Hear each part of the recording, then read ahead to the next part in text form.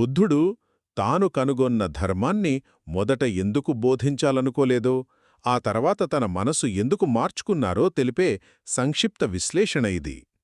చూడండి, జ్ఞానోదయం పొందిన వెంటనే బుద్ధుడు అసలు బోధించకూడదని నిర్ణయించుకున్నాడు. కాని బ్రహ్మసహంపతి అనే దేవత జోక్యం చేసుకోవడంతో బౌద్ధమనేది ప్రపంచానికే ఒక జీవన విధానంగా పరిచయమైంది. బౌద్ధ గ్రంథాలలో ఇది చాలా కీలకమైన ఘట్టం. మరి ఎందుకలా అనుకున్నారు? మొదటిది, జ్ఞానానికి భాషకు మధ్య ఉన్న అంతరం. అంటే తను పొందిన జ్ఞానం ఎంత లోతైనదంటే దాన్ని మాటలతో వివరించడం అసాధ్యమనిపించింది. ఇప్పుడు కోరికలతో నిండిన జనాలకి అన్ని బంధాలను వదిలేయమని చెప్పే ఈ ధర్మం ఎలా అర్థమవుతుంది?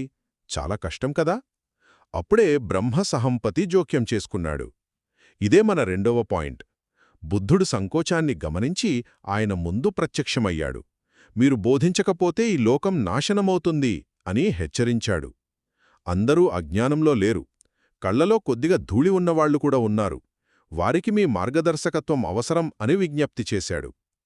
ఇక చివరిగా బుద్ధుడి పరివర్తన. బ్రహ్మ మాటలతో ఆయన ఆలోచన మారింది. బోధన ఎంత కష్టం అనే దాని నుండి నేర్చుకోగల వారిపైకి ఆయన దృష్టి మళ్ళింది. వెంటనే కరుణతో ప్రపంచాన్ని చూసి అమరత్వపు ద్వారాలు తెరిచే ఉన్నాయి అని ప్రకటించాడు.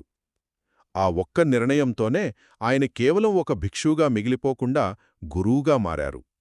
ఒక్క మాటలో చెప్పాలంటే ఈ సంఘటనే వ్యక్తిగత జ్ఞానోదయం నుండి కరుణతో కూడిన బోధన వైపు బుద్ధుడి ప్రయాణాన్ని చూపిస్తుంది.